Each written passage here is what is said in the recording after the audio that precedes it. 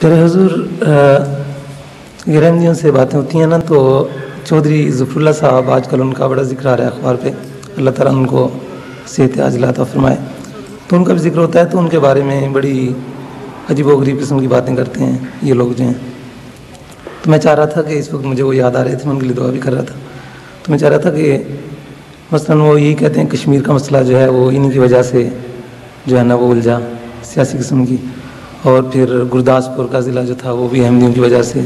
नहीं, why don't you speak in English? You can. All this subject of Zafarullah Khan Sahib and the part he played in Palestine, in Kashmir, in the division of India and in Pakistan, has been made a subject of discussion and investigation in the Munir Inquiry Report, and they have passed their judgment categorically, and they have called those totally shameless people who have indulged in these allegations. And you know, Justice Munir, yes, who held a very high and enviable position among the great judges of Pakistan.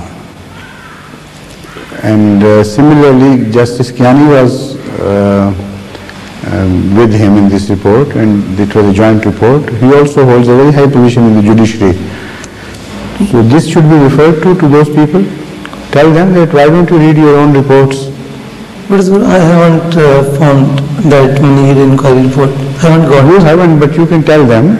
I'm telling you. Thank you very much. You can tell them that you can have access to. We have Munir Inquiry report here, and excerpts from those parts of the judgment can be photocopied and then published here, or taken with reference and published. Just small, that's enough. Wherever such allegations are being spread, that without any comment, just the excerpt from Munir Inquiry report on in these two issues should be published as small, like a folder, and distributed to them. Thank you very much. You know, these people, this shows how crooked these people are. They know they are a pack of lies.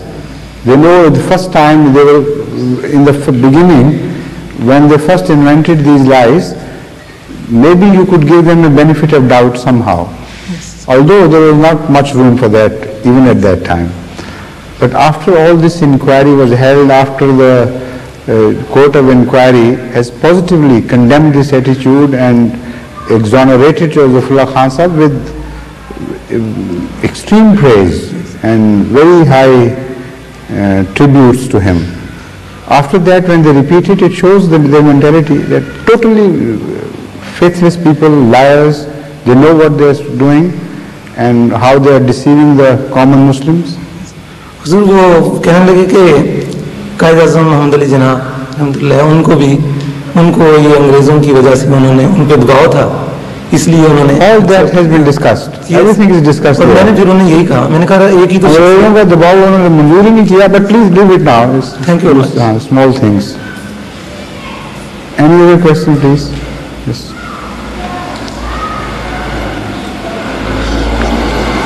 There is a verse in the Holy Quran, Surah Al-Hajrat. Ya ayyuhallazina amanu la yaskar qawmun. Surah Hujarat. Sorry, Hujarat, yeah. Ya ayyuhallazina amanu la yaskar qawmun min qawmin asa an yakunu khairum minhum wala nisa'un min nisa'in asa an yakuna khairum minhunna. Why said I thought in common Nisa is included. Why that is mentioned separately? Because Nisa have a special tendency to do this. You know, this common, Qawm is mentioned, the peoples or tribes or castes, because the various peoples have some prides as such. For instance, the Nazism is based on this ideology, that a certain race is superior to others. Similarly, some castes have some prides. For instance, Rajputs think that this is our special sphere of pride, and nobody else shares with us as we do. I mean, can boast of it as we do. Similarly, some other castes and tribal systems have their own points of pride.